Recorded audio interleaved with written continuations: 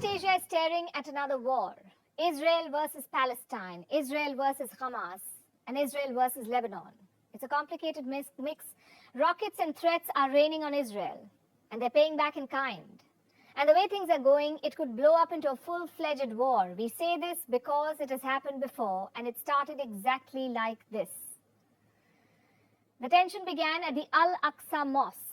We've been telling you about the clashes there, the Al-Aqsa Mosque. This mosque is the third holiest site in Islam after Mecca and Medina. It is said that the Prophet Muhammad ascended to heaven from here. Now, the same mosque is a site of conflict. Israeli forces raided the mosque to remove worshippers who were apparently carrying weapons. The Palestinians fought back. Soon the fighting spread beyond the mosque compound. Militant group Hamas entered the fray.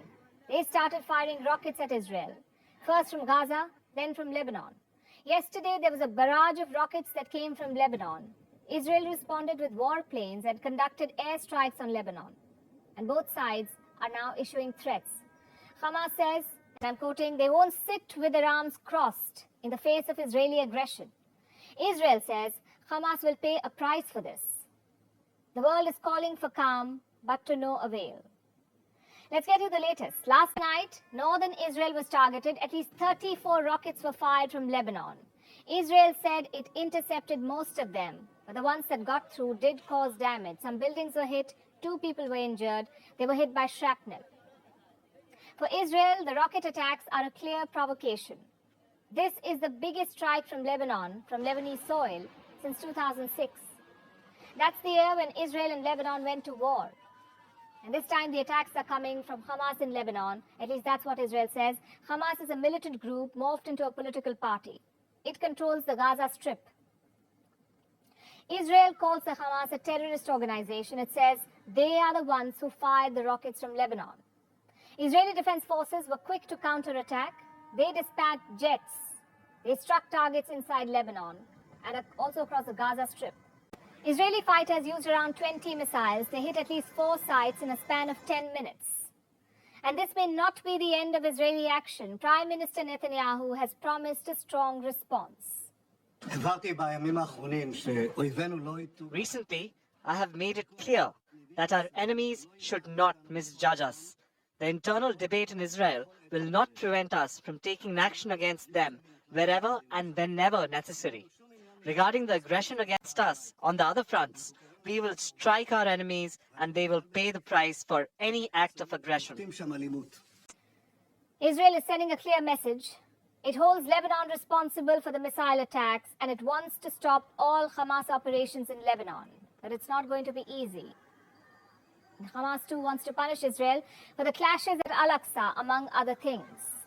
Before the rocket attacks, the Hamas sent out this warning.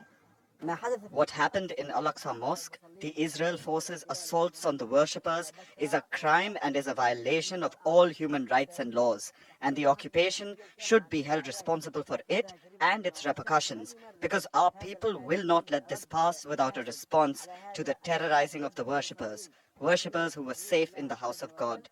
The strike on Gaza this morning is an attempt to prevent Gaza from uniting with our people in Jerusalem. We will remain to function as a shield to our people in Jerusalem and the blessed Al-Aqsa Mosque.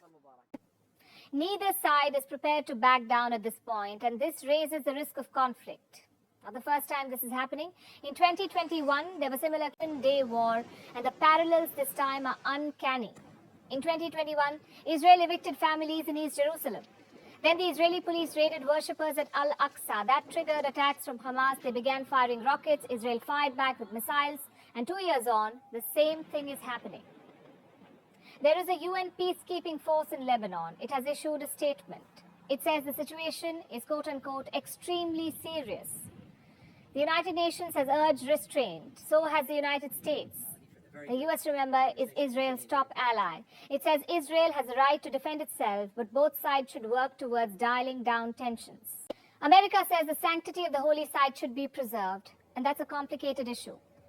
This is a site where Jewish temples once stood. They were demolished centuries ago. Now there are mosques and a peace deal that hardly holds. Jews can visit the site, but they cannot pray here. Muslims can pray, but they were flushed out of the mosque by Israeli forces. It was a security operation.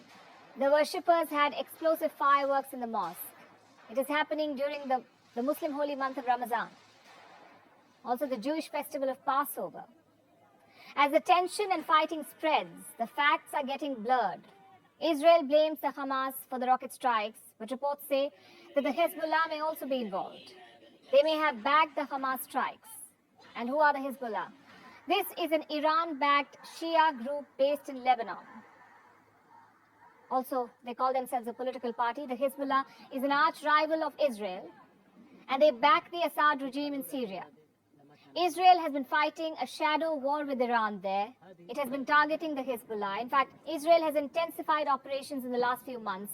Since the beginning of this year, Israel has conducted at least 10 airstrikes inside Syria. Israeli airplanes struck drone factories. They killed at least 2 members of the Hezbollah. So they may be hitting back with the help of the Hamas. And if Israel decides to retaliate further, the situation could spin out of control.